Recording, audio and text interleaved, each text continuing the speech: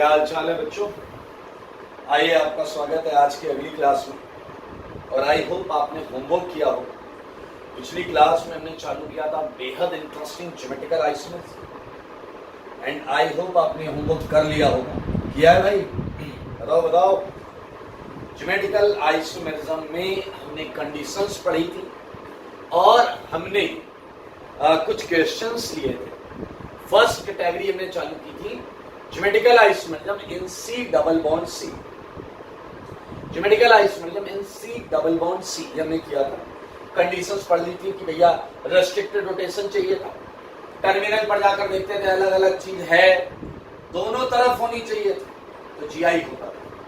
कुछ क्वेश्चंस मैंने आपको दिए थे, तो होमवर्क डिस्कशन से चालू करेंगे। होमवर्क डिस्कशन है ये, homework discussion of theory copy. ये थ्योरी कॉपी का होमवर्क डिस्कशन, ठीक है भाई लोग। चलिए, so let's start. Question number 1 2 3 हम कर चुके, 1 2 3 हम कर चुके। फोर्थ जीआई नहीं कर रहा है, फोर्थ जीआई नहीं कर रहा है। फिफ्थ में जीआई लेफ्ट वाला कर रहा है, आजू वाला कर रहा है, इसके क्रॉस जीआई होगा, ठीक है। यू कैन मार्क ओके, ये जीआई कर रहा है, सही है। यहाँ जीआई नहीं होगा।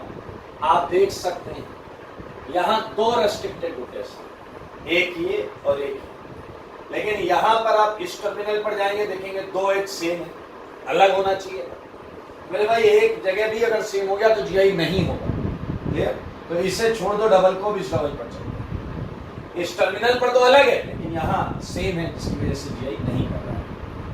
फिफ्थ जो है वो जीआई करेगा।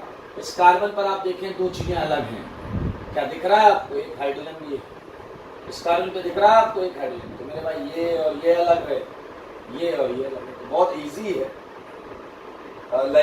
बात करें 6 कर रहा है भाई साहब, दोनों डबल बॉन्ड के क्रॉस जीआई कर रहा है।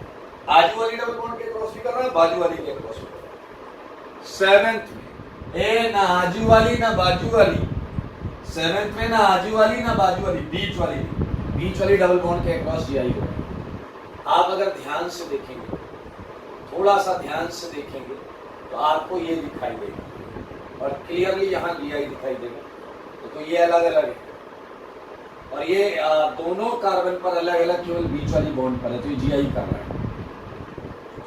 Moving ahead, question number 8 again कर रहा है बीच वाली बॉन्ड, सेम तरीका है बीच वाली बॉन्ड। 9th नहीं कर रहा है। आप लोगों की बुद्धि के लिए मैं बता दूं कि मिथाइल जो होता है वो CH3 ही होता है। ये रेस्ट्रिक्टेड रोटेशन है, लेकिन ये सेम है। अरे मिथाइल CH3 ही होता है भाई, सेम है, इसलिए जीआई नहीं कर रहा है। 10th क्वेश्चन नहीं कर रहा है जीआई। 10th क्वेश्चन में सारे लोग ध्यान से देखें, ये जीआई नहीं कर रहा है। इस टर्मिनल पर जाइए, सब सेम है। देखिए जो ऊपर से मिल रहा है 1 1, वही आगे चलिए 2 2, सब कुछ सेम है या नहीं? ये जीआई नहीं कर रहा है। तो हलवा बकवास क्वेश्चन करते हैं, आपको बुद्धू बनाने के लिए दिया गया। 11th क्वेश्चन देखिए, 11th को देखिए कर रहा है जीआई, 11th वाला जीआई कर रहा है। क्योंकि आप जरा देखें, क्या इस कंपाउंड में रेस्ट्रिक्टेड रोटेशन है? जवाब मिलेगा है। अब आप बताइए, ये वाला पोर्शन जो है, ध्यान से देखें आप, लेफ्ट वाले टर्मिनल पर जाइए, लेफ्ट वाले टर्मिनल और यहां देखिए इस वाले टर्मिनल पर देखिए, इधर से जाए तो क्या मिल रहा है, इधर से क्या मिल रहा है, पूरा सेगमेंट देखना होता है। लेकिन यहाँ तो पहले ही डिफरेंस दिया, अलग अलग है। सिमिलरली इस टर्मिनल पर देखो, अलग अलग है, हमें ऐसे चलना होता है। पहला पॉइंट ऑफ डिफरेंस ढूंढना होता है, first point of difference. First point of difference यहां नहीं मिलता तो आगे चेक करते हैं, तो आगे चेक करते हैं। और अगर कहीं नहीं मिलता तो इसका मतलब वो जीआई नहीं कर रहा, इसका मतलब वो जीआई नहीं कर रहा, बेकार में परेशान। लुक एट 12th एक ऐसा क्वेश्चन है उसमें कई लोग कंफ्यूज हो जाते हैं, तो आप फ्यूज मत होइएगा, ठीक है। बताइए 12th करेगा या नहीं करेगा? बोलो 12th करेगा या नहीं, सारे बोलो। अरे भाई 12th क्वेश्चन देखिए, 12th क्वेश्चन जीआई करेगा और इसके करने के पीछे लॉजिक है। आपने जल्दीबाजी में कई लोगों ने बोला होगा नहीं करेगा, अरे मन की आंखों से देखना था, इससे देखना था मन की आंखों से। देखिए रेस्ट्रिक्टेड रोटेशन है, इस टर्मिनल पर आइए, इस टर्मिनल पर आए, अगर देखो यहां से आपको ऑक्सीजन कब मिल रहा है, 1 2 3 मिल रहा है या नहीं मिल रहा, क्योंकि इधर देखो कब मिल रहा है 1 2। क्या आप समझ रहे हैं या नहीं? तो मेरे भाई ये सेगमेंट अलग अलग है, ये सेगमेंट अलग अलग है। यहां देखें ऑक्सीजन के बगल से जुड़ा हुआ है, जबकि ये ऑक्सीजन के डायगोनल से जुड़ा हुआ है, तो जीआई करेगा, सेम ये भी डिफरेंट है। तो 12 बहुत ध्यान से देखना था, जल्दीबाजी नहीं करनी। 13 नहीं करेगा, 14 करेगा, 15 करेगा। आइए मैं आपको दिखा देता हूं। 13 में तो साफ दिख रहा है, लेफ्ट हैंड साइड में कोई पॉइंट ऑफ डिफरेंस नहीं, लेफ्ट हैंड साइड में कोई पॉइंट ऑफ डिफरेंस नहीं मिल रहा है। और यहां तो ये आपस में मिल गए, यहां तो ये आपस में मिल गए, तो ये जीआई नहीं कर रहा। लेकिन अगर आप बात करें 14 की, अगर आप बात करें 14 की, आप देखें आपको फर्स्ट पॉइंट ऑफ डिफरेंस मिलेगा, यहां नहीं यहां मिलेगा। देखो यहां अलग है, यहां अलग है, तो ये अलग अलग है, और दूसरी तरफ तो अलग अलग है ही, तो ये जीआई करेगा। सिमिलरली 15 को देख सकते हैं, फर्स्ट पॉइंट ऑफ डिफरेंस मेरे ख्याल से तुम्हें मिल गया है, इसी जगह पर मिल गया, तो ये जीआई करेगा।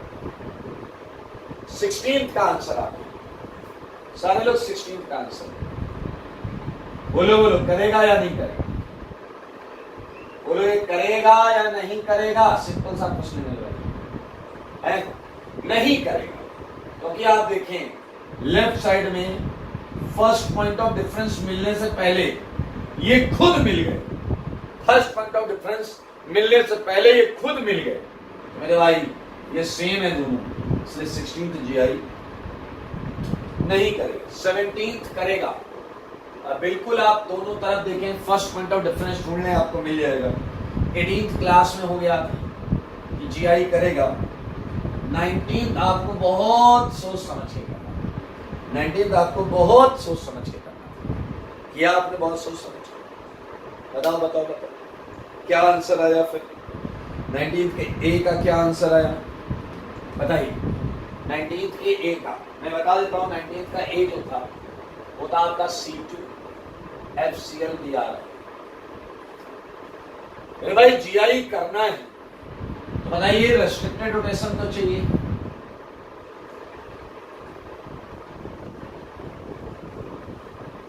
क्लियर, बहुत इजी तरीका बताऊं। अब बताओ यहाँ चार अलग चीजें, यहाँ यहाँ अलग होना चाहिए और यहाँ यहाँ अलग होना चाहिए। मेरे भाई आपकी चारों चीजें अलग हैं, तो हैप्पी हो जाओ, जीआई तो हमेशा होगा। आप कोई भी एक पकड़ लो, इनमें से कोई भी एक पकड़ लो जो आपको अच्छा लगता है, FCL भी आ रहा है, कोई भी एक पकड़ लो, कोई भी एक पकड़ लो, वो इन चार में कहीं तो लगा होगा।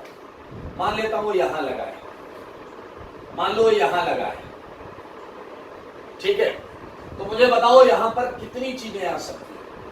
3 चीजें आ सकती हैं, फ्लोरीन को छोड़कर तीनों चीजें आ सकती हैं। 3 आंसर, 3 आंसर है नरेश। फ्लोरीन के साथ क्लोरीन आ सकता है, फ्लोरीन के साथ ब्रोमीन आ सकता है, फ्लोरीन के साथ आयोडीन आ सकता है, तो we have 3 answers, we have 3 answers. बाकी तो इधर आ जाएगा, bromine iodine, chlorine iodine, bromine, क्या है फ्लोरीन आयोडीन, क्लोरीन ब्रोमीन, ये 3 आंसर है। अब आप ये बकवास कर सकते हो कि सर मेरा आंसर तो 6 आया था, मेरा आंसर तो 6 आया, कुछ लोगों ने 6 ही निकाला। पहले तो सुनो, इसका आंसर है 3, आंसर 3। आपने इन सबके ज्योमेट्रिकल आइसोमर्स काउंट कर लिए होंगे, आपने इनके ज्योमेट्रिकल आइसोमर्स काउंट कर लिए होंगे, लेकिन question was all about for structural isomers. Question stereo isomers का नहीं था, ये स्टीरियो आइसोमर्स क्वेश्चन कहना था जिनके स्ट्रक्चर अलग हो, स्ट्रक्चर इनका इसका इसका अलग है, तो केवल स्ट्रक्चरल आइसोमर्स देखने थे आपको।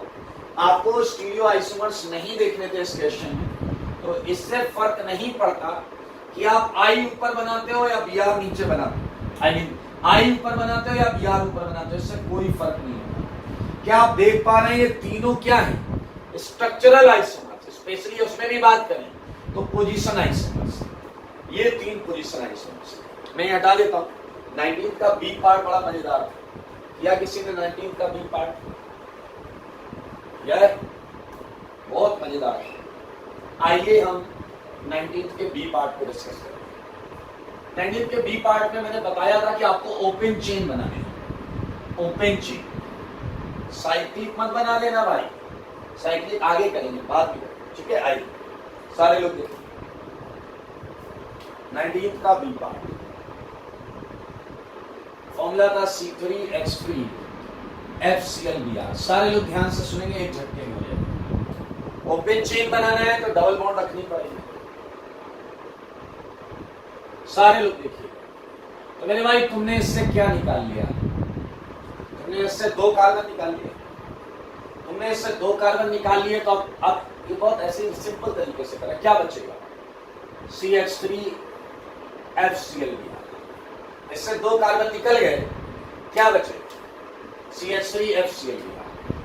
देखिए रेस्ट्रिक्टेड रोटेशन तो हमारे पास आ गया। अब मेरे भाई हमें यहाँ पर यहाँ अलग रखने हैं और यहाँ अलग रखने हैं। तो मुझे इन 4 चीजों को लेकर, या जितने एटम दिख रहे हैं इन्हें लेकर हमेशा ऐसे कॉम्बिनेशन सेट करने हैं कि यहाँ अलग अलग हो और यहाँ अलग अलग हो। फिलहाल एक काम करते हैं, पहले एक रैंडम चीज ले लेते हैं। जो दिख रहा है पहले यही ले लेते हैं, जो दिख रहा है पहले यही ले लेते हैं। तो सारे लोग देखिए, ये CH3 आया यहाँ पर, तो बताइए यहाँ के लिए कितनी पॉसिबिलिटीज?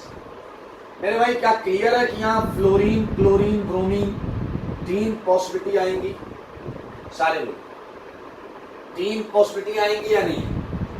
अगर यहाँ फ्लोरीन आया तो ClBr यहाँ होगा। अगर यहाँ क्लोरीन आया तो फ्लोरीन Br यहाँ होगा। अगर यहाँ ब्रोमीन आया तो फ्लोरीन B। तो 3 केस आएंगे। लेकिन सोचने वाला ये केस है मेरे भाई कि ऐसे केसेस क्यों नहीं सोचे हम कि अगर इनमें से कोई एक CH3 के अंदर होता, लाइक दिस CH2, मान लो इसमें से फ्लोरीन अंदर होता, तो मेरे भाई बाहर क्या होता फ्लोरीन की जगह? HClBr। बताओ ये होता या नहीं? बाहर क्या होता? H होता, वहां से एक H आ जाता। तो मेरे भाई अब बताओ इसके भी 3 केस बनेंगे या नहीं? यहाँ H हो या Cl हो या Br हो, 3 केस बनेंगे और सारे GI करेंगे। आप सोच सकते। तो मेरे भाई 3 और, जब फ्लोरीन अंदर गया, क्या ऐसे ही तर्ज पर आप 3 और नहीं बोल पाएंगे क्या जब Cl अंदर डालूंगा मैं? क्या ऐसे 3 और नहीं बोल पाएंगे क्या जब Br अंदर डालूंगा मैं उसके? अरे डैश कहीं के देखो ना, ClH2C डबल डबल। सारे लोग इसके भी 3 है, इसके 3, इसके 3, इसके 3। तो यहाँ पर बाहर क्या क्या होगा? बाहर होगा H, फ्लोरीन, ब्रोमीन। देख सकते हैं आप इनमें से 3 केसेस आ। एक और चीज आपको समझ में आनी चाहिए, अगर मैं अंदर क्या लूं? ब्रोमीन, Br, H2C, बाहर क्या क्या हो सकता है? HFCl। आप देख सकते हैं इसके भी ये 3 case.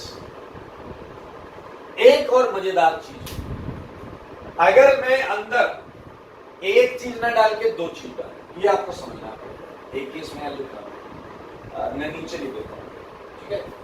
C double bond C। सोचो अगर मैं अंदर 2 चीज डाल दूं, फ्लोरीन एंड क्लोरीन, 2 चीजें मैं अंदर डालूंगा तो बाहर आएंगे 2H और बचेगा ब्रोमीन। ये बाहर बचा। अब आपको पता है कि ये सेट हमेशा GI नहीं करेगा। अगर तुमने Br यहां रखा तो दोनों H यहां जाएंगे, जो GI नहीं करेंगे। तो ये क्लियर है, एक हाइड्रोजन यहां रखना ही पड़ेगा, एक हाइड्रोजन यहां रखना पड़ेगा। तो HBr यहां जाएगा, वो GI करेगा। तो मेरे भाई इसका एक ही केस बनेगा। भाई 2H बाहर आए हैं, दोनों H यहां नहीं रख सकते, तो एक H यहां, एक H यहां रखो। तो क्या आप देख पा रहे हैं, एक केस आएगा जब फ्लोरीन क्लोरीन अंदर गया। तो क्या आप समझ पाए, एक और केस आएगा जब क्लोरीन ब्रोमीन अंदर जाएगा। क्या आप समझ पाए हैं, एक और केस आएगा जब फ्लोरीन ब्रोमीन अंदर जाएगा। आप चाहे तो बना लीजिएगा, यहां पर आपका आ जाएगा क्या, Cl HBr H और यहां क्या आ जाएगा, फ्लोरीन। ऐसे बना लेना तीसरा, सारे बनवा लेते हैं। इधर आ जाएगा आपका FBr अंदर गया तो Cl HCFBr। मेरे भाई ये देखिए, अच्छा एक बच्चे ने कहा सर तीनों अंदर कर दो, तीनों अंदर कर दोगे तो बाहर आएंगे 3H, झक मार के लगाने पड़ेंगे यहीं पर, और वो GI नहीं करते। मेरे ख्याल से इट वाज जस्ट काउंटिंग, आप में से कई लोगों का 15 आंसर आया होगा, सो दैट्स गुड एक्चुअली, बहुत अच्छी बात है अगर 15 आया। तो इसी के साथ हमने ज्योमेट्रिकल आइसोमेरिज्म का पहला सेगमेंट कि ज्योमेट्रिकल आइसोमेरिज्म इन C डबल बॉन्ड C खत्म कर लिया। तो आज हम आगे बढ़ेंगे और अलग अलग टाइप के रेस्ट्रिक्टेड सिस्टम में हम GI करेंगे, ठीक है। So let's start it. मैं इसे हटा देता हूं। आई होप ये क्वेश्चन आपको समझ में आया होगा, आपने एंजॉय किया होगा। हटा रहा हूं इसे।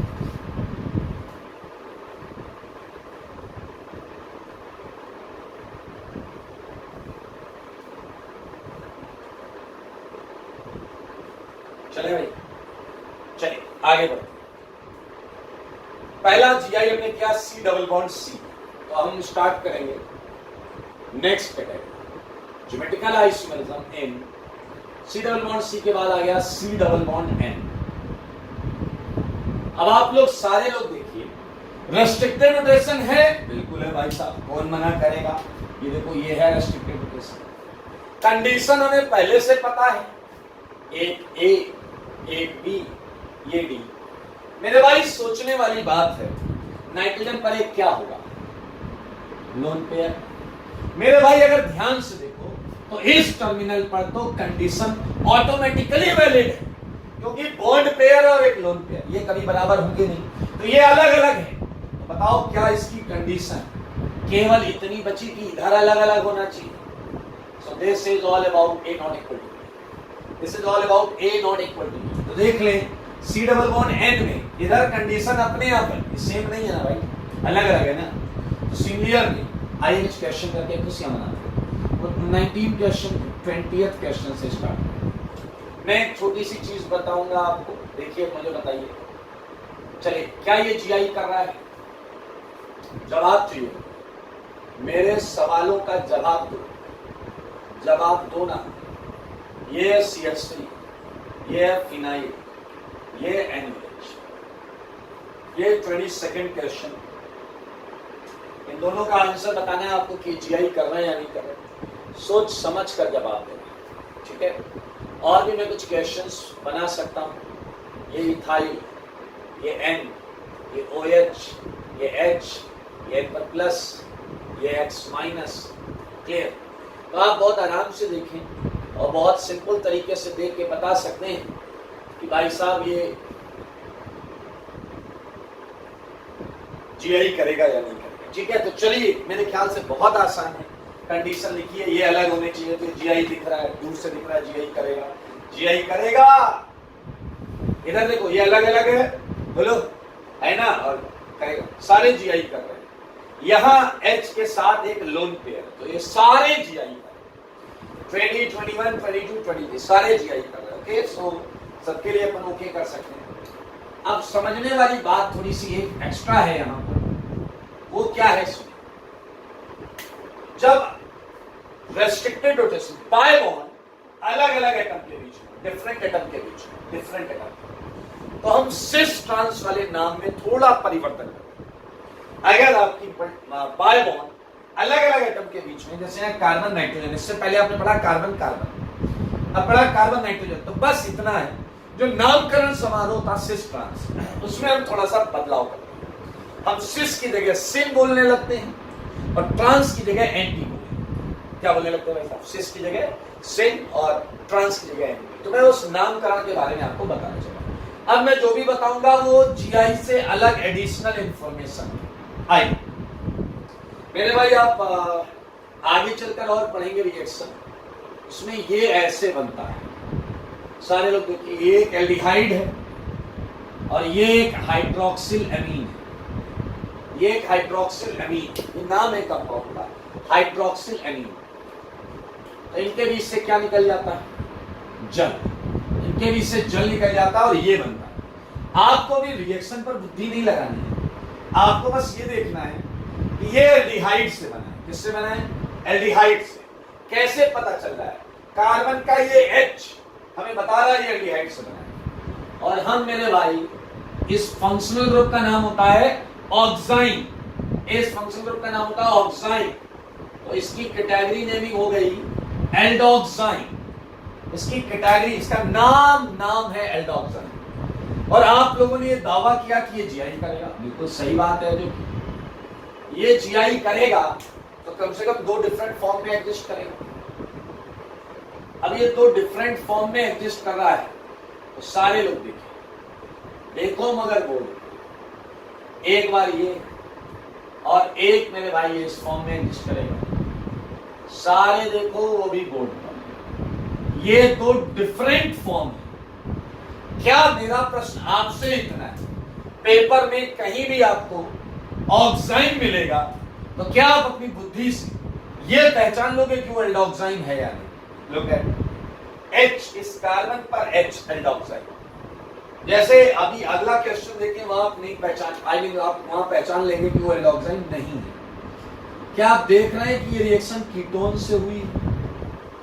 बिल्कुल सेम पैटर्न। क्या आप देख पा रहे हैं ये रिएक्शन कीटोन से हुई? तो मेरे भाई आप यहां देखें, ये कैटेगरी है कीटोऑक्साइन, ये कैटेगरी है कीटोऑक्साइन। और ये साफ दिख रहा है कि एल्डोक्साइन नहीं है, क्योंकि इस कार्बन पर कोई H नहीं। अगर इस कार्बन पर H है तो एल्डोक्साइन, नहीं है तो कीटोऑक्साइन। ये सब कुछ इसके नामकरण के चक्कर में हुआ, ये सब कुछ इसके नामकरण के चक्कर में। ये जीआई कर रहा है, जैसा कि आपने बोला, कर भी रहा है, वैसे सही बात। तो मेरे भाई आप देखें, एक फॉर्म ये होगी और एक फॉर्म इसकी ये होगी। सारे लोग देखें, ठीक है? ये जीआई कर रहा है तो कम से कम 2 फॉर्म्स इसकी पाई जाएंगी ऑर्गेनिक केमिस्ट्री। तो मेरे भाई ये एल्डोक्साइन है, ये कीटोक्साइन। इनके नामकरण समारोह में एल्डोक्साइन का नाम तो इस H के रिस्पेक्ट में लिखा जाता है। एल्डोक्साइन का नाम तो H के रिस्पेक्ट में लिखा जाता है। क्या आप देख रहे हैं H और OH एंटी है? क्या आप देख पा रहे हैं? क्या आप देख पा रहे हैं H और OH सिन है? बोलो बोलो। एल्डोक्साइन तो हलवा है।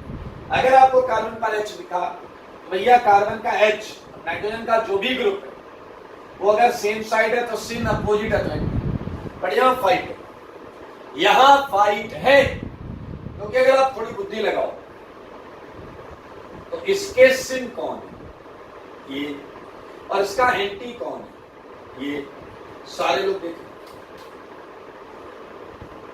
इसका एंटी कौन है? फिनाइल। सिन कौन है? मिथाइल। एंटी कौन है? फिनाइल। मेरे भाई कीटोक्साइन में किसी भी आइसोमर को आप जो मनाए वो बोलो, पीछे लगे रहा जो मनाए वो बोले नहीं, डैश सिन और एंटी में जो मनाए वो बोले, फ्री, एकदम फ्री। पीछे वाले ने कहा मैं सिन बोलना चाहता हूं, उसके बाजू वाले ने कहा मैं एंटी बोलना चाहता हूं। एक ने बोला मैं सिन बोलना चाहता हूं, एक ने बोला मैं एंटी बोलना चाहता हूं। मैंने कहा बोलो बोलो, कोई दिक्कत नहीं है, कोई टैक्स नहीं लगेगा। लेकिन इतना ख्याल रखना, अगर सिन बोलने का मन है तो पहले सिन वाले ग्रुप का नाम लिखिए, ठीक है? जैसे मैंने सिन लिखा तो सिन कौन है? मिथाइल। सिन कौन है? मिथाइल। उसके बाद बाकी वाले का नाम, यानी कि फिनाइल, कीटोक्साइन, कीटोक्साइन। अगर आपने एंटी पहले लिखा तो पहले एंटी वाले का नाम आएगा एंटी, फिनाइल, फिर क्या है? मिथाइल। अरे क्या मजाक लगा रखा है, तो बहुत हलवा है। बहुत हलवाई कीटोक्साइन। Now look at this one, इसे देखें, OH से ये क्या है, सिन, और ये क्या है, एंटी। आपका जो मन है वो नाम लिखो, लिख लोगे या नहीं, बोलो लिख लोगे या नहीं। सिन में इस बार पहले क्या आएगा, फिनाइल, तो हो जाएगा सिन फिनाइल मिथाइल कीटोक्साइन। एंटी में पहले किसका नाम आएगा, मिथाइल। भाई साहब लिख लेना यार, क्या मैं आप पे भरोसा कर लूं, बोलो बोलो। चला कह रहा एट योर ओन रिस्क, चलो रिस्क ले लेते। तो मेरे भाई ये नामकरण समारोह यहां चला है, इस पर आप ध्यान दें। और एक चीज मैं चाहूंगा आप नोट में भी लिखें, नोट में वो ये है when A double bond B, ठीक है, when both doubly bonded atoms are different, when both doubly bonded atoms are different, atoms are different, then क्या यूज करते हैं मेरे भाई, syn and anti is used, then syn anti use करते हैं in place of cis and trans. तो हलवा चीज, हमने एक और कैटेगरी खत्म की, हमने एक और कैटेगरी खत्म की, वो कैटेगरी है सी डबल बॉन्ड एन। देख सकते हैं आप सारे, C double bond N category हमने जस्ट अभी खत्म की। Okay, moving ahead with next category of compound. सारे लोग देखिए, GI N double bond N, मेरे भाई डाइइमाइड बोल सकते हैं, क्या बोल सकते हैं, डाइइमाइड। फिलहाल आप देखें तो आपको कुछ मजा आएगा मेरे भाई, एन पर लोन पेयर होता है। अब अगर आप थोड़ी भी बुद्धि लगाओ तो आपको कुछ मजेदार दिखाई यार, इस तरफ भी ये हमेशा अलग होगा, उस तरफ भी ये हमेशा अलग होगा, और मेरे भाई रेस्ट्रिक्टेड रोटेशन दिख ही रहा है। तो मेरे भाई यहां GI करने की कोई भी कंडीशन नहीं, ये अलग है, बाय डिफॉल्ट अलग है, बॉन्ड पेयर लोन पेयर अलग ही होंगे, बॉन्ड पेयर लोन पेयर अलग ही होंगे। तो मेरे भाई आप देख सकते हैं GI की कोई कंडीशन यहां पर स्पेसिफिकली है नहीं। चलो जल्दी बताओ, 24 करेगा या नहीं, चला कह रहा करते हो सारे करेंगे, हाँ भाई हाँ। 25 बताओ, BH2N2, 26 बताओ, अरे कर लोगे दोस्त, बोल दिया करो यार, क्या गैस की तरह बैठे रहते। सारे करेंगे GI, सारे के सारे करेंगे। क्या स्ट्रक्चर बना लोगे, ये भगवान स्ट्रक्चर बना लोगे, N डबल बॉन्ड है ना, HH लगा लो, ठीक है। किसी ने कहा मैं एक N पर दोनों H लगा ही नहीं पाओगे, स्ट्रक्चर ही नहीं बनेगा। हमने एक और कैटेगरी खत्म की, GI इन N डबल बॉन्ड N, तो C डबल बॉन्ड C हो गया, C डबल बॉन्ड N हो गया, N डबल बॉन्ड N हो गया। अब हम बहुत मजेदार चीज करने जा रहे हैं, आपको बहुत मजा आने वाला है, वो है GI की अगली कैटेगरी। मैं इसे हटा देता हूं, हटा दूं इसे, देख लें एक बार आप लोग, ठीक है, हटा रहा है।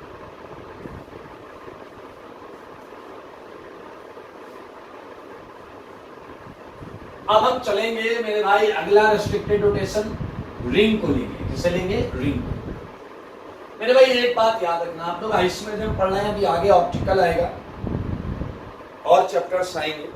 आप कोई भी ज्योमेट्री, कोई भी आइसोमेट्री, कोई भी आइसोमेट्री तब तक अच्छी तरीके से नहीं सीख सकते जब तक दिए हुए कंपाउंड, जब तक दिए हुए कंपाउंड को उसकी एक्चुअल फॉर्म में नहीं समझेंगे, जब तक दिए हुए कंपाउंड को उसकी एक्चुअल फॉर्म में नहीं समझेंगे। ये बहुत इंपॉर्टेंट। तो आइए अगली कैटेगरी को समझिए। मैं यहाँ पर बहुत ज्योमेट्री भी समझाऊंगा आपको, क्योंकि मुझे आप पर भरोसा नहीं कि आप ज्योमेट्री समझ रहे हैं। GI इन साइक्लोएल्कीन, GI इन साइक्लोएल्कीन। मेरे भाई अगर आप थोड़ा सा दिमाग लगाएं तो आप आश्चर्यचकित होंगे। साइक्लो भी है, उसकी वजह से भी रोटेशन रेस्ट्रिक्टेड होता है, और उसके अंदर एल्कीन है, डबल बॉन्ड भी है, तो डबल बॉन्ड से भी रोटेशन रेस्ट्रिक्टेड होता है और साइक्लिक पार्ट से भी रोटेशन रेस्ट्रिक्टेड। तो ऐसा क्यों किया गया यहाँ दोनों कैटेगरी? इस कैटेगरी में भी GI होता है तो हम देखने जा रहे हैं, लेकिन पहले वही सबसे इंपॉर्टेंट क्या, ज्योमेट्री, कंपाउंड्स की ज्योमेट्री क्लियर होनी चाहिए। आइए मैं आपको एक बात बताऊं, हमेशा हमेशा के लिए बात अपने दिलो दिमाग पर बैठा लें। जैसे मैंने आपको एक छोटा सा प्रश्न दिया, लास्ट क्वेश्चन का नंबर बताइए क्या था, लास्ट क्वेश्चन का नंबर क्या था? बोलो भाई।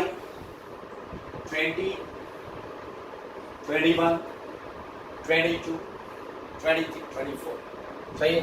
4 ही क्वेश्चन थे ना, 25 से कर। सारे लोग देखिए, सारे लोग पहले देखेंगे, महसूस करेंगे। 25 के ए पार्ट में मैं आपको दे रहा हूं साइक्लोप्रोपेन, और बी पार्ट में मैं आपको दे रहा हूं साइक्लोप्रोपीन। ये केवल इसलिए कि आप पहले इन स्ट्रक्चर्स को समझें, ठीक है? बहुत जरूरी है, बहुत ज्यादा जरूरी। साइक्लोप्रोपीन मेरे भाई आप ऐसे बना लेते हैं, फिर आपसे पूछो ना इसके हाइड्रोजन कहां है तो मुंह देखने लगते। चलिए, कंपाउंड को 2 तरीके से बनाया जा सकता है। ध्यान से सुनिए सारे लोग, आप लोग सुनिए। या तो आप रिंग को वर्टिकल बनाते हैं, ध्यान से सुनिए, या तो आप रिंग को वर्टिकल बनाते हैं जैसे कि बुक मेरे हाथ में, या तो आप रिंग को ऐसे बनाते हैं, या आप रिंग को हॉरिजॉन्टल बनाते हैं। समझ रहे हैं आप? या तो रिंग वर्टिकल होगी या रिंग हॉरिजॉन्टल होगी। सारे लोग ध्यान से सुनो, एकदम भेजे में बैठ जाना चाहिए। रिंग ऐसी होगी या ऐसी, आप कैसी भी बनाओ, रत्ती भर फर्क नहीं पड़ेगा कॉन्सेप्ट में। लेकिन क्या आपको पता है कार्बन पर 2 बॉन्ड होती है, कार्बन पर 2 बॉन्ड होती है, पता है ना आप? तो मेरे भाई जरा ध्यान से सुनो, रिंग पर अगर sp3 एटम है, सारे लोग देखो, रिंग पर अगर sp3 एटम है तो मेरे भाई बॉन्ड्स हमेशा ऐसे रहते हैं।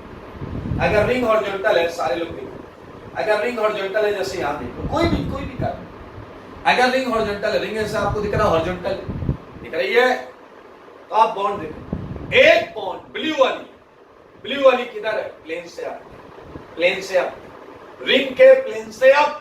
और रेड वाली किधर है? रेड एंड ब्लू जो नीचे है वो प्लेन के नीचे।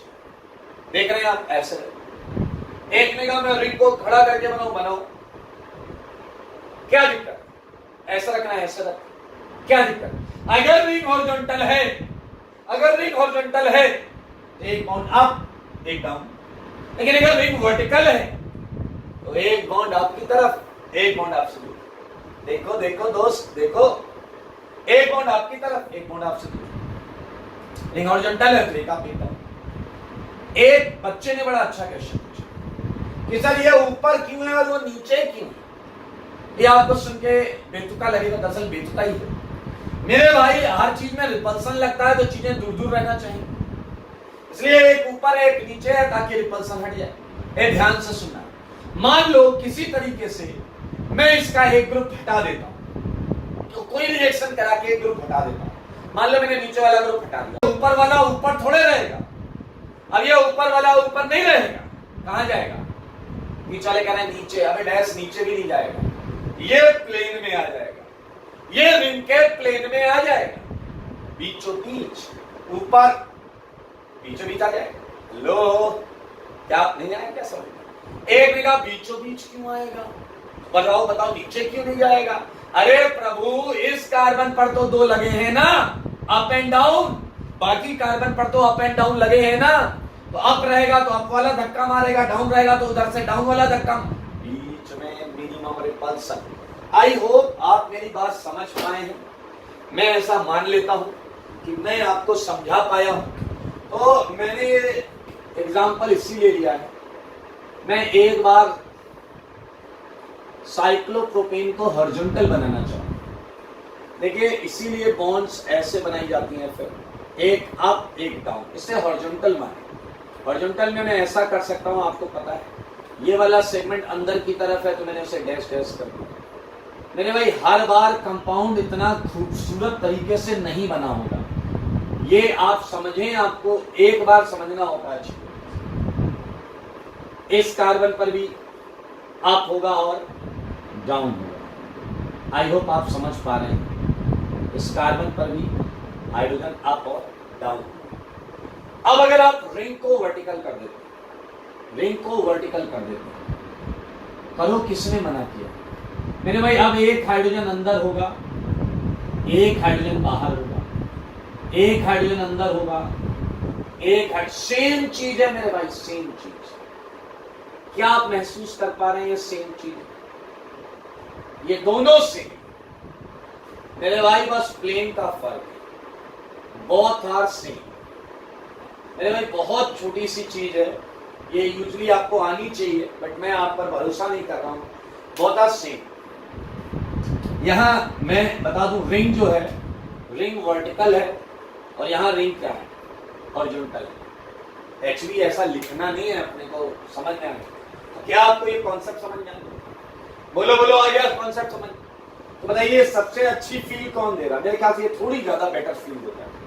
तो मैं साइक्लोप्रोपीन बनाने जा रहा हूं। साइक्लोप्रोपीन मेरे भाई जरा ध्यान से, मैं हॉरिजॉन्टल रिंग बनाना चाह रहा हूं, ठीक है।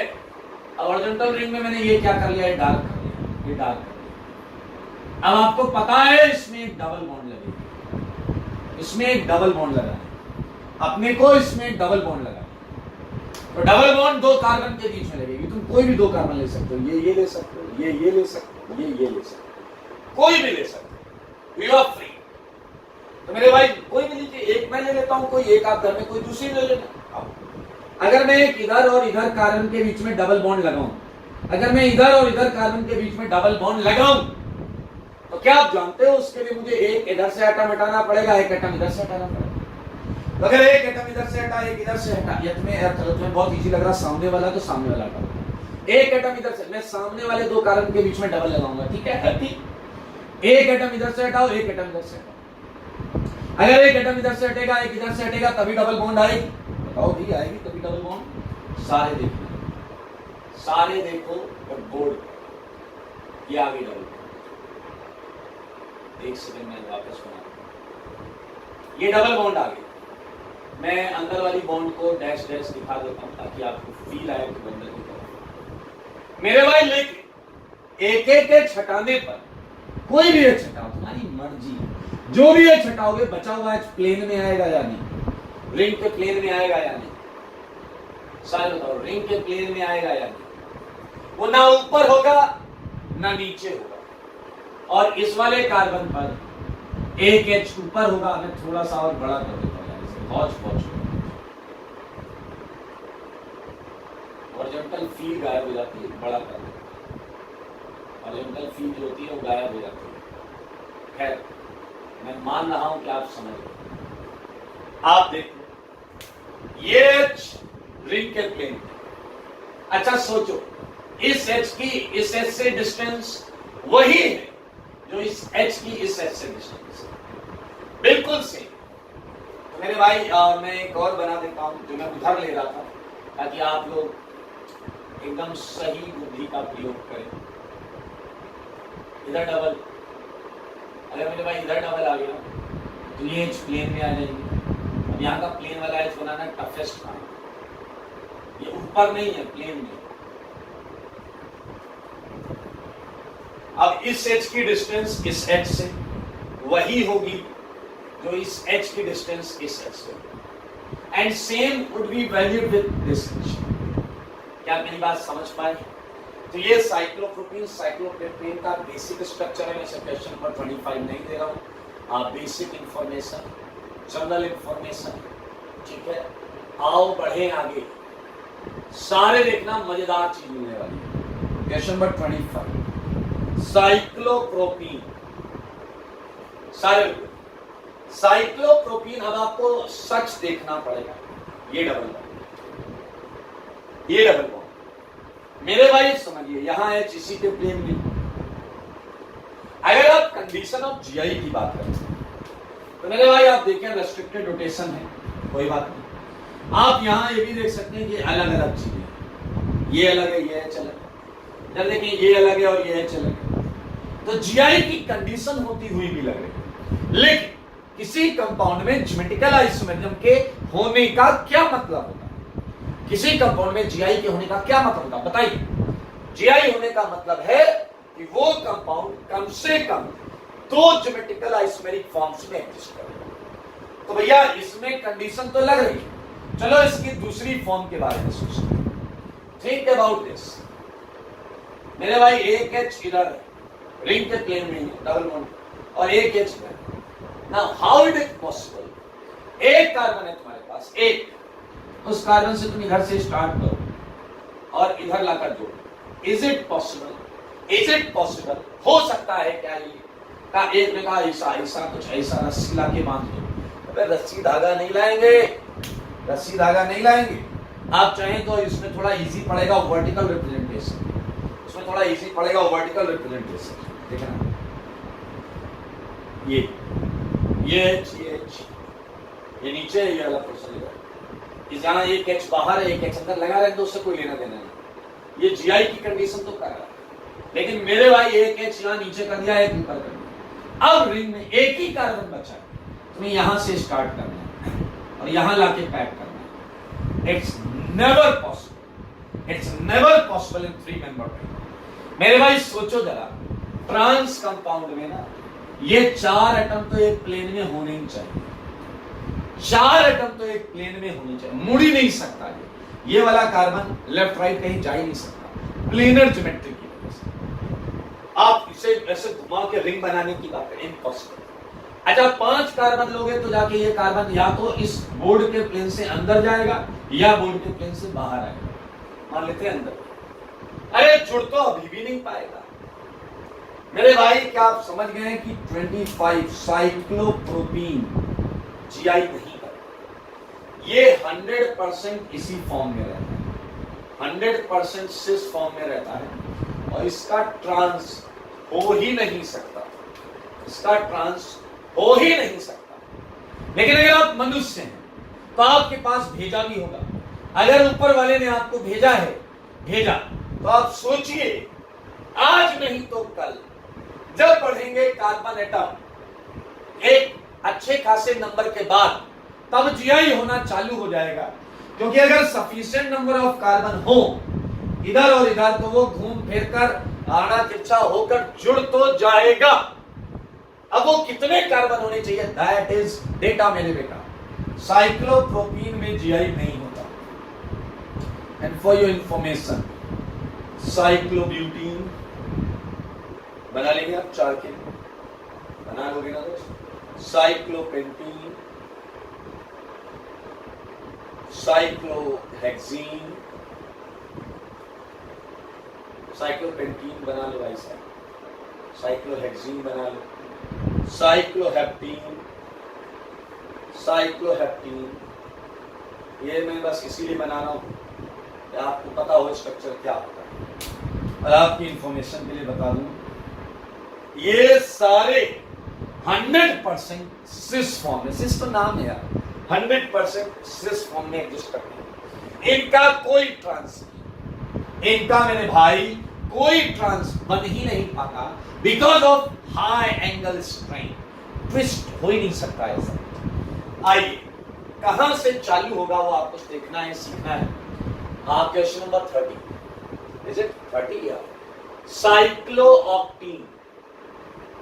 सारे लोग अपने दिलो दिमाग पर इसे बैठा लो, यही है वो पीछे वाले, यही है वो मोस्ट इंपॉर्टेंट। साइक्लोऑक्टीन 8 कार्बन की रिंग में डबल बॉन्ड के अक्रॉस जीआई हो सकता है। 8 कार्बन के नीचे या उससे कम जीआई नहीं मिलेगा, याद रखना। अब पता है आप लोग, मैं बोल क्या रहा हूं आपके दिमाग में कुछ और ही जाए। आप कहोगे छोटी रिंग 8 की होती है जो जीआई करती है, ना भाई ना, 8 की स्मॉलेस्ट रिंग है जो डबल बॉन्ड के क्रॉस जीआई करती है, ये समझना पड़ेगा। साइक्लोऑक्टीन में जीआई होता है, यहां जीआई होता है और इसकी फॉर्म बनाई जा सकती है। सारे लोग देखिए मैं दोनों फॉर्म बना रहा हूं आपकी हेल्प के लिए। ये सिस फॉर्म है, आप देख सकते हैं, इसमें किसी को कोई इश्यू नहीं। नाउ फॉर ट्रांस, थोड़ा समझना पड़ेगा, ध्यान से देखिए। ये देखिए, ये हाइड्रोजन, ये हाइड्रोजन। अब हमारे पास है 6 एटम और 2 तो डबल बॉन्ड में लग गए, 2 डबल बॉन्ड में लग गए, तीसरा चौथा। मेरे भाई इतने एटम तो प्लेन में ही रहेंगे क्योंकि डबल बॉन्ड है, ट्राइगोनल प्लेनर है। अब 4 एटम बचते हैं, 4 एटम के पास फ्रीडम है। मैं वो कार्बन जो बाकी कार्बन है 4, वो आपके बोर्ड के प्लेन के बाहर भी हो सकते हैं और बोर्ड के प्लेन के अंदर भी हो सकते हैं। लेकिन इस कार्बन पर अगर अंदर है तो इस कार्बन पर भी हमें अंदर ही बनाना पड़ेगा क्योंकि रिंग बननी है, रिंग भाई। डबल ये कार्बन, डबल ये कार्बन, अब ये आएगा जुड़ के तो इधर भी तो ऐसे ही आना चाहिए, तभी तो रिंग बनेगी। आइए तो मेरे भाई ये है पांचवा कार्बन, ये है छठा कार्बन। मेरे भाई ये दोनों बॉन्ड अंदर की तरफ, ऊपर ऐसे है नीचे ऐसे है। तो मेरे भाई दो कार्बन और बचे, ये है सातवां कार्बन और ये है आठवां कार्बन। ये चले गए, ये लोग जुड़े ही नहीं, कहते जोड़ेंगे ना सातवें और आठवें कार्बन। अब आप देखिए ये पीछे की तरफ काफी करीब आ चुके हैं, ये पीछे की तरफ काफी करीब आ चुके हैं, तो इनके बीच में बॉन्ड है। आप देख पा रहे हैं क्या, इस डबल के पीछे बॉन्ड है, ये है ट्रांससाइक्लोऑक्टेन। मैं आपको हवा में बना के दिखा रहा हूं, डबल, ये चार बॉन्ड प्लेन में डबल, ये पांचवा कार्बन, छठा कार्बन, सातवां कार्बन, आठवां कार्बन, ज्वाइन दिस। क्या तुमने देखा डबल आगे था, मैं पीछे गया, डबल दो कार्बन, 3 4 5 6 7 8, ज्वाइन दिस। ये है ट्रांससाइक्लोऑक्टेन। देख ले सारे लोग देखो, ये है सिस, ये है ट्रांस। मन भरकर देखो भाई साहब, ध्यान से देखो, अच्छी तरीके से देखो, मन भर के देखो, कोई टेंशन नहीं है। लेकिन एक बहुत मजेदार इंफॉर्मेशन मैं आपको देता हूं, आपको अच्छा लगेगा। क्या आपने नोटिस किया, इससे पहले जीआई हो ही नहीं रहा था, 100% सिस फॉर्म, 100% सिस, तो मतलब ट्रांस की भी मदद आ, हाईली अनस्टेबल था, एंगल स्ट्रेंथ था। एक मिनट, तो यहां पर ट्रांस जस्ट अपीयर हुआ, जस्ट अपीयर होता। तुम्हें लगता है कि वो सिस को हरा देगा क्या स्टेबिलिटी में? अरे हरा तिरछा होकर जुड़ा है मेरे भाई। ये इंफॉर्मेशन लीजिए, बहुत काम की इंफॉर्मेशन है और लॉजिकल भी है मेरे भाई। यहां सिस जो होता है वो ट्रांस से ज्यादा स्टेबल होता है, सिस जो है वो ट्रांस से ज्यादा स्टेबल। हाँ आप ये और समझिए कि और कार्बन बढ़ते जाएंगे तो सिस और ट्रांस में स्टेबिलिटी का डिफरेंस कम होता जाएगा, क्योंकि फ्लेक्सिबिलिटी बढ़ती जाएगी, ट्रांस में जो एंगल स्ट्रेन है वो कम होता जाएगा। अच्छा बताओ, अगर 8 की रिंग ने कर दिया है तो साइक्लोनोनिन करेगा या नहीं? 9 के। बताओ साइक्लोडेकीन करेगा या नहीं? बताओ साइक्लोडुडेकीन करेगा या नहीं करेगा? 12 की। अरे ऑब्वियस सी बात है यार, जब कर दिया 8 कार्बन ने तो 9 10 11 12 100 200 500 700 1000 2000 20 सब करेंगे। कार्बन बढ़ गए ज्यादा वाले तो करेंगे। लेकिन अब सिस ट्रांस का ये देखते रहे रेशियो, सिस ट्रांस साइक्लोनोनिन, यहां आता है साइक्लो, ये मेरे ख्याल से एक अंडेकीन आएगा बीच में, 11 कार्बन का आएगा साइक्लो अंडेकीन, और एक आएगा आपका साइक्लो डुडेकीन।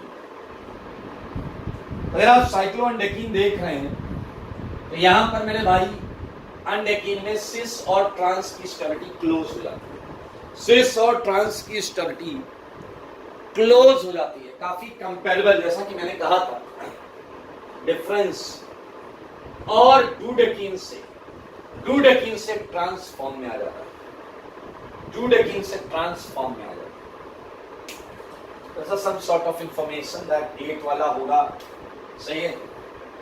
ओके, सो 33 अभी करेगा जीआई, नाउ चलेंगे अबाउट 34 जीआई करेगा, 35 या घर से करके लाइए, ठीक है, घर से करके लाना।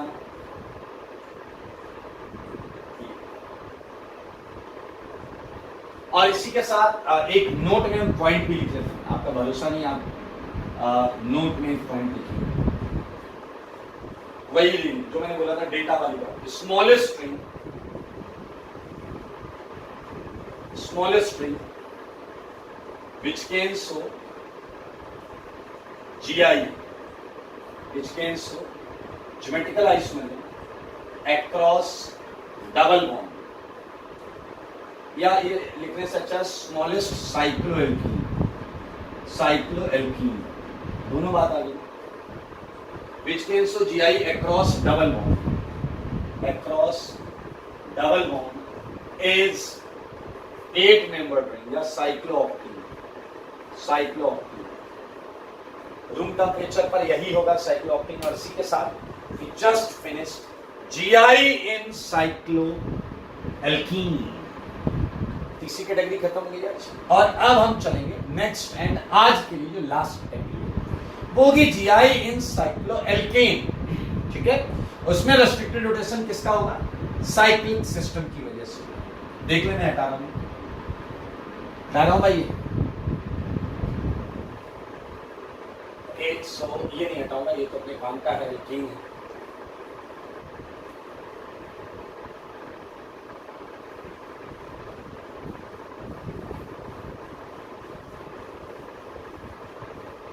चलो, बहुत अच्छे मेरे भाई, जीआई एंड साइक्लोएल्केन।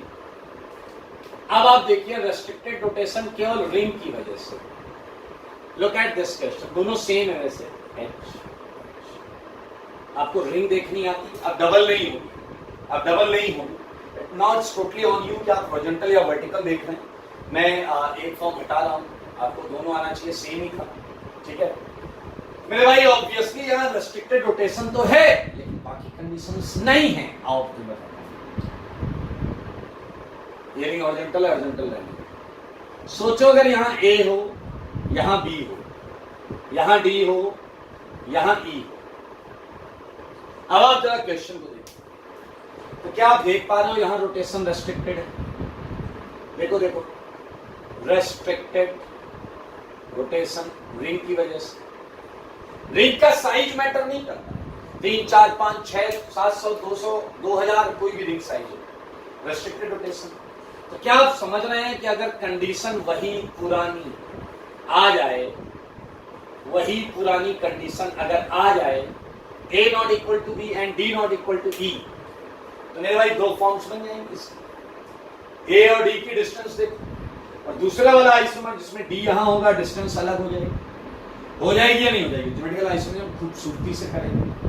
तो मेरे भाई रिंग साइज मैटर नहीं करता, A B D E। अच्छा, पोजीशन भी मैटर नहीं करती। तो 1 2 1 2, एक टेंशन नहीं लेने का, क्या A B D E। अभी रेस्ट्रिक्टेड रोटेशन ये होगा, सब कर रहे जीआई, सब लाइन से कर रहे जीआई। और मैं पहले ही बता चुका हूं, रिंग साइज कुछ भी हो, सारे जीआई। तो कितना आसान केस है। जीआई साइक्लोएल्कीन, 3 की रिंग में भी जीआई होगा, गिवन दैट रेस्ट्रिक्टेड रोटेशन 3 की रिंग तो है ही।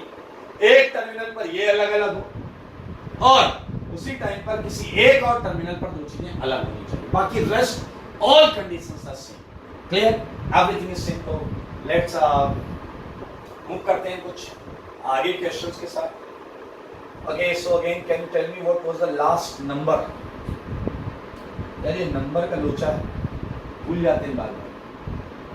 सो कोई बताएगा क्या नंबर था? It was 35 if I'm not wrong, okay? So 36 से स्टार्ट। अरे नंबर एडजस्ट कर, 36। ठीक है, आइए सारे लोग देखिए, बताओ क्या ये जीआई करेगा क्या? सोच करो, सोच कर बोलना सारे लोग।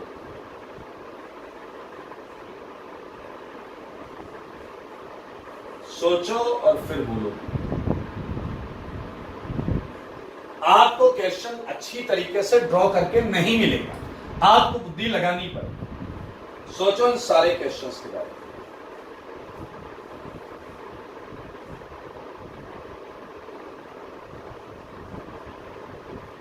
ध्यान से देखिए, 36 मेरे भाई, 36 को अगर आप ध्यान से देखते हैं तो आपके पास क्या ये ऐसा दिखता है या नहीं? सच बताओ। तो क्या आपका मन करता है कि आप खटाक से यहां बोल दें कि जीआई नहीं करेगा? बताइए, मन करता है या नहीं करता? लेकिन 37 को जब आप बनाएंगे तो क्या जनाब ऐसे ही बनाएंगे? क्या आप ऐसे ही बनाएंगे? क्योंकि तो डबल बॉन्ड से जुड़ा है मेरे भाई, ये जीआई नहीं कर पा रहा। देखो, डबल बॉन्ड के क्रॉस 8 की रिंग से जीआई चालू होता था, तो डबल बॉन्ड के क्रॉस देखना बेवकूफी। So you have only one terminal, A not equal to B. There is no any other terminal of up and down, D and E. तो ये GI नहीं करेगा. Talking about 38, क्या आपके छोटे से दिमाग में कुछ छोटा सा ये कॉन्सेप्ट आया या नहीं आया कि ये तो कंडीशन जबरदस्त है, यहाँ हाइड्रोजन है भाई. कई बच्चे कहते हैं ये हाइड्रोजन कहाँ से आया, ये हाइड्रोजन कहाँ से आया. डैश लगे होते हैं यहाँ पे. मेरे भाई आप देख सकते हैं 38 बिंदास GI कर, कोई नहीं रोक सकता. 38 GI कर. लोग 39 आप बताओ, 39 आप बताओ करेगा क्या. 3 की रिंग में नाइट्रोजन फंसा हुआ, हेटेरोसाइक्लिक रिंग है, इधर मिथाइल है, यहाँ Hb है, N पर आपको पता है लोन पेयर और H. अरे करेगा यार, साफ मेरे ख्याल से तुमने देख लिया है क्या. ये CH3H अलग है 39 GI करेगा. तो मैं आपको दूंगा क्वेश्चंस जो आप अपने घर से करके राइट. जल्दी से लिख लो, मैं क्वेश्चंस दे रहा हूं, आप लोग अपने घर से करके लाइएगा. आपसे रिक्वेस्ट करता हूं मैं. ये पहाड़ियां नहीं बना रहा हूं, 3 की रिंग है. हाँ, मेरा भरोसा नहीं.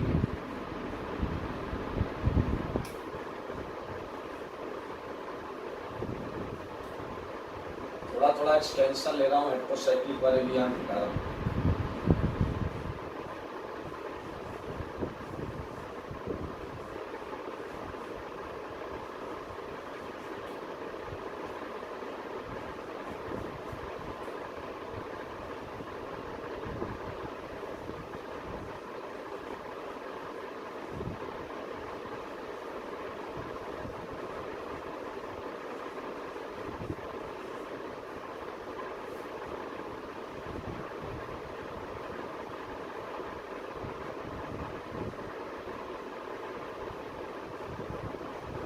ये सारे क्वेश्चंस आपको करके लाने. ओके, सो फर्स्ट क्वेश्चन ये है, सेकंड क्वेश्चन ये है, थर्ड क्वेश्चन ये है. बहुत आसान ही सारे.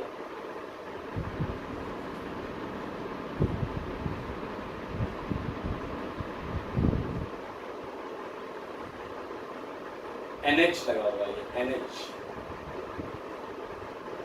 NH लगा हुआ है. आई होप आप समझ जाएंगे. NH लगा हुआ है, हाफ सेंचुरी हो गई है इसके साथ. ज्योमेट्रिकल आइसोमेरिज्म के क्वेश्चंस का अर्थ सतत पूरा होता है और साइक्लिक सेगमेंट में हमें GI करना है. यानी भाई कोई भी रिंग हो सकती है, 5 की, 6 की, कोई भी हो सकती है, 7 की, 8 की. ठीक है, बिल्कुल टेंशन ना लें. 52 भी करेगा, 8 की रिंग है तो क्या होगा, रिंग के रिस्पेक्ट में GI हो जाएगा. ठीक है, मुझे 2-3 क्वेश्चंस कैटेगरी में और डालने. मैं ये सेगमेंट हटा देता हूँ डायग्राम.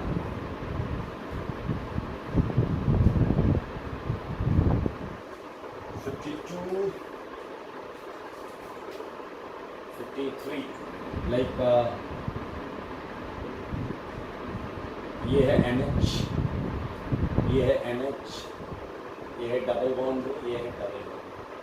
54 NH हाई लगाओ, डबल बॉन्ड दो, NH. 55 NH, डबल बॉन्ड दो. Look at this. Okay, so these are the questions जिसमें रिंग के क्रॉस हम GI देख रहे हैं. याद रखें, रिंग में डबल बॉन्ड के क्रॉस हम पढ़ चुके हैं, रिंग में डबल बॉन्ड के क्रॉस हम पढ़ चुके हैं. लाइक ये तो जो कर लिए बता चार्ट कर लिए तो कैसा 39 तक तो करिए. ये कुछ क्वेश्चंस और हैं. 56 डबल बॉन्ड. ठीक है, 57. मेरे भाई यहाँ जैसे 2 रेस्ट्रिक्टेड रोटेशन है, डबल बॉन्ड वहां देख लिया, उसके बाद रिंग पर भी देखना पड़ेगा. और अगर आपने कहीं भी छोड़ दिया तो आंसर छूट सकते हैं.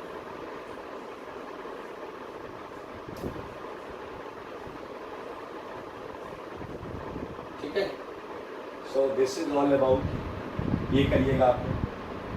ओके, सो आज ये कैटेगरी खत्म हो गई. GI इन साइक्लोएल्केन इसकी छोटी छोटी 2-3 कैटेगरीज और हैं, और नेक्स्ट क्लास में हम उन्हें करेंगे, उन कैटेगरीज को करेंगे। कैलकुलेशन ऑफ ज्योमेट्रिकल आइसोमर्स बेहतरीन टॉपिक आएगा इसके अंदर, ई एंड जेड सिस्टम। तो अगली क्लास बहुत मजेदार क्लास होने वाली है, लेकिन गिवन दैट आप बहुत अच्छी थ्योरी नोट्स बनाएं और इसे प्रॉपर तरीके से अपनी कॉपी में लिखें, होमवर्क प्रॉपर करें। एक और चीज मैं बताना चाह रहा हूँ कि बहुत सारे बच्चे अपने डाउट्स, क्वेरीज ऑर्गेनिक केमिस्ट्री पढ़ते हुए या जनरल एकेडमिक डाउट्स पूछते हैं कि सर रिवीजन कैसे करें, सर मेरे 2 चैप्टर छूटे हुए हैं, मेरा होमवर्क छूटा हुआ है वो कैसे करें, या फिर सर मैं पेपर में सिली मिस्टेक्स करता हूं वो कैसे करें, या फिर रिवीजन के लिए शॉर्ट नोट्स कैसे बनाएं। तो देखिए आज जो सिचुएशन है उसमें आसान नहीं होता कि हर एक बच्चे को 1-to-1 में ये बता पाऊं, इसलिए इन सारे प्रॉब्लम्स को कलेक्ट करके मैंने इन पर छोटे छोटे 5-5 मिनट, 10-10 मिनट, 12-12 मिनट के वीडियोस बना दिए हैं। और ये वीडियोस आपको मेरे YouTube चैनल पर, आप जाएंगे इस पर सर्च करेंगे YouTube चैनल पे SKM sir Kota, SKM sir Kota, वहां आपको ये वीडियोस मिलेंगे। आप इन्हें देखें, देखने के बाद फॉलो करना है इसके अंदर जो बोला गया, जैसे बोला गया वैसे। टेस्ट पेपर के बाद पेपर की एनालिसिस कैसे करें इस पर भी वीडियो पड़ा हुआ है।